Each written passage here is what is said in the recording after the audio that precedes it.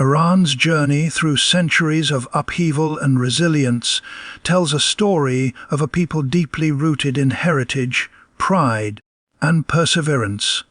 As a nation at the crossroads of East and West, Iran has continuously defended its sovereignty against foreign interference, colonial ambitions, and cultural erosion. This unwavering commitment to independence has shaped Iran's modern identity, inspiring both admiration and opposition on the global stage. The Iranian people's sense of national dignity transcends political systems and leaders, anchored in a shared memory of past invasions, betrayals and triumphs. From the ancient empires of Persia to the modern Islamic Republic, Iran's narrative has consistently centered on the idea that its destiny will not be dictated by external powers.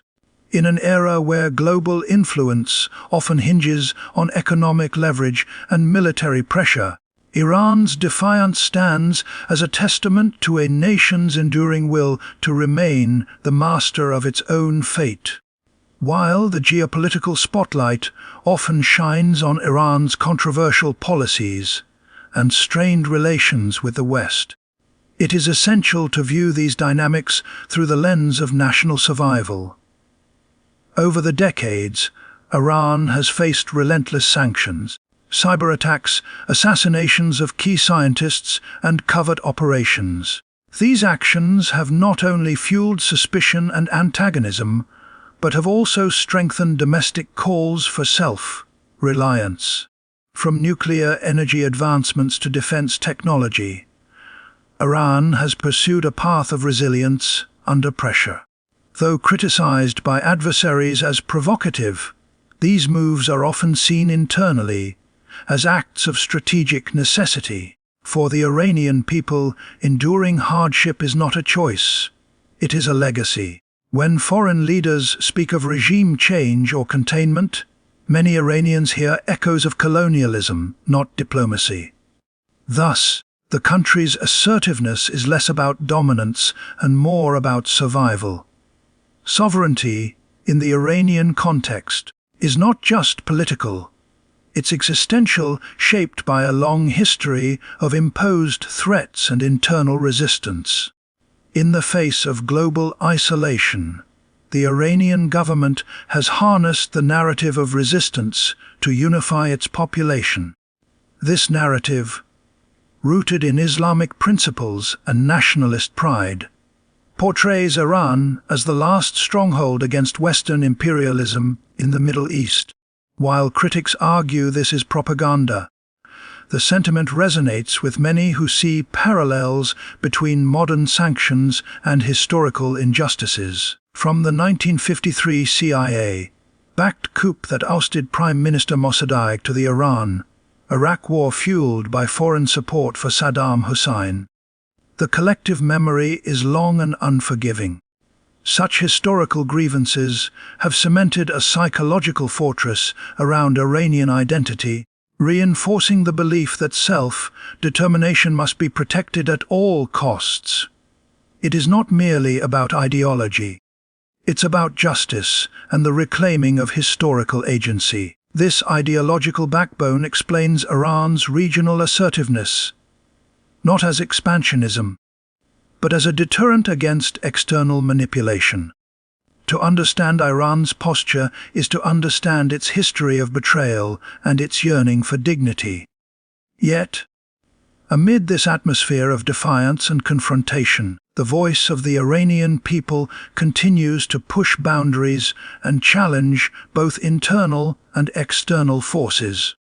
Iran's population is young, dynamic, and increasingly connected to the world through technology and global discourse. Within this generational tension lies a potent force, the demand for reform, rights, and representation.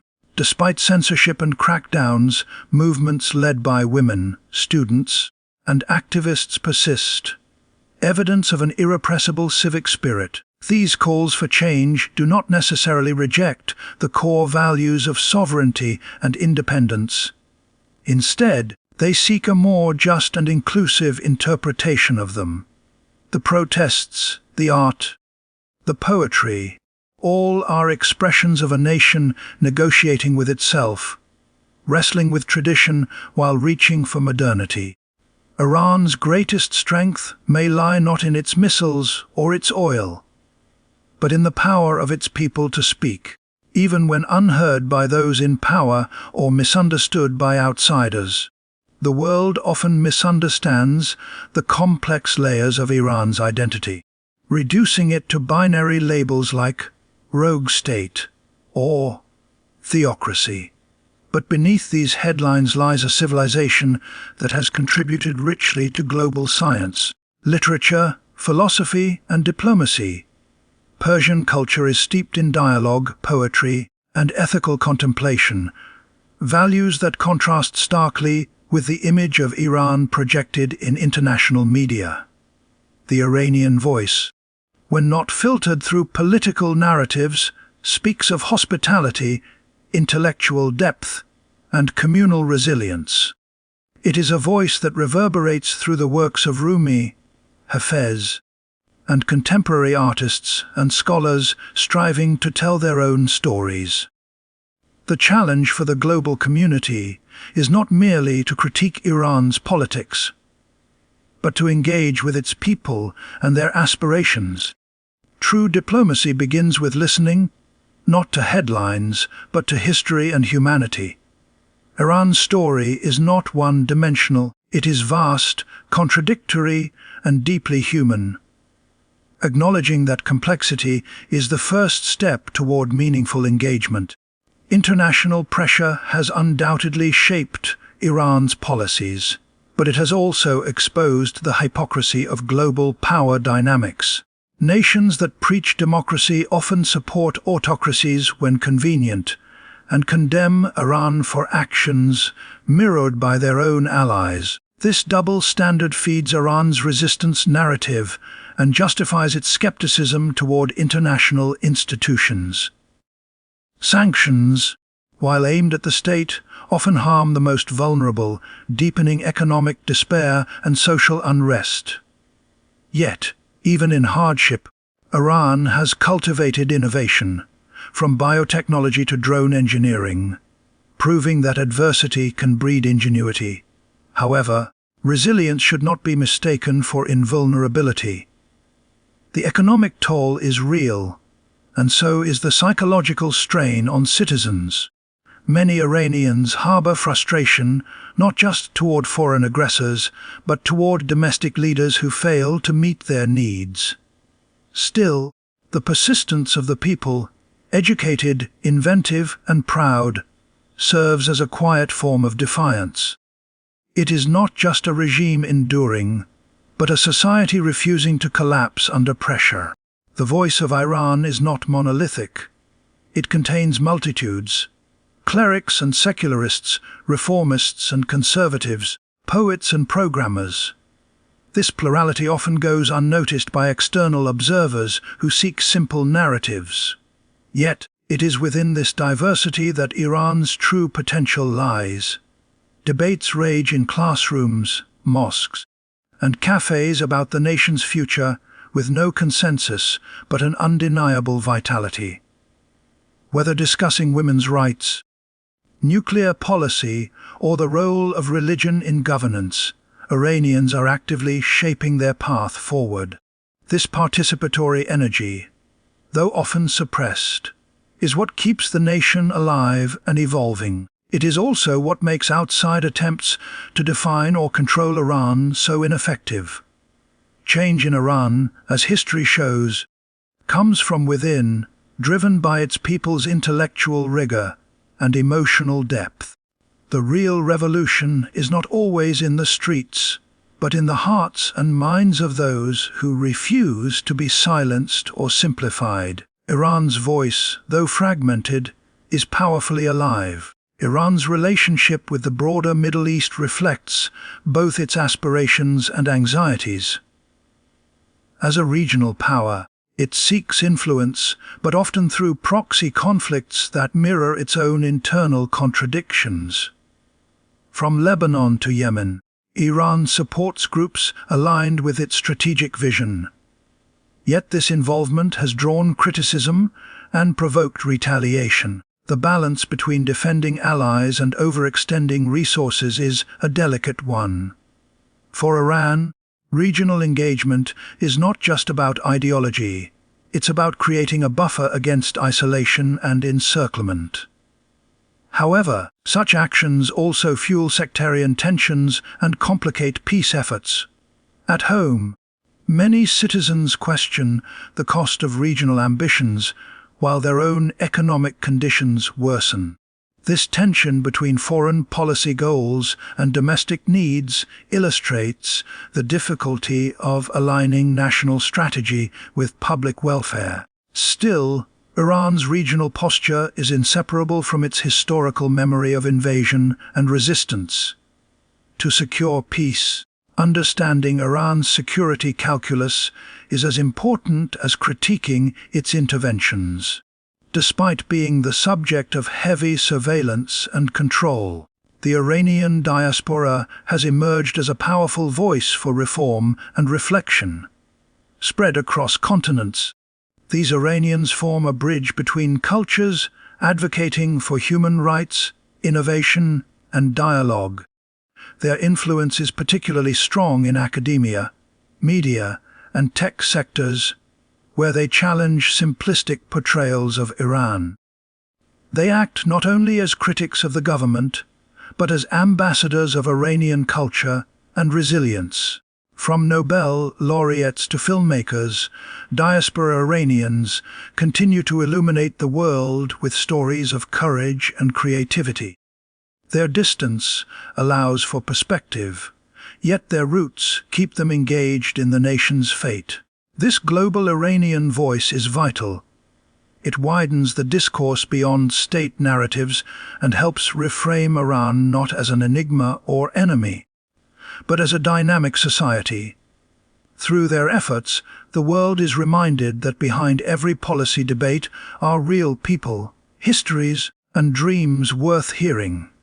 The question of Iran's future remains open, suspended between authoritarian entrenchment and the desire for renewal. The government's reliance on force and surveillance suggests a fear of losing control. Yet such tactics cannot erase the public's hunger for dignity and agency. The cycles of protest and repression, of hope and disillusionment, reveal a society at odds with itself, but unwilling to surrender. Change in Iran is not just political. It is generational, cultural, and emotional. It lives in whispered conversations, hidden books, and encrypted messages. It breathes through satire, music, and silent defiance. The endurance of these expressions signals that Iran's story is still being written, not dictated. Even amid censorship, the power of voice persists, daring to imagine a different tomorrow.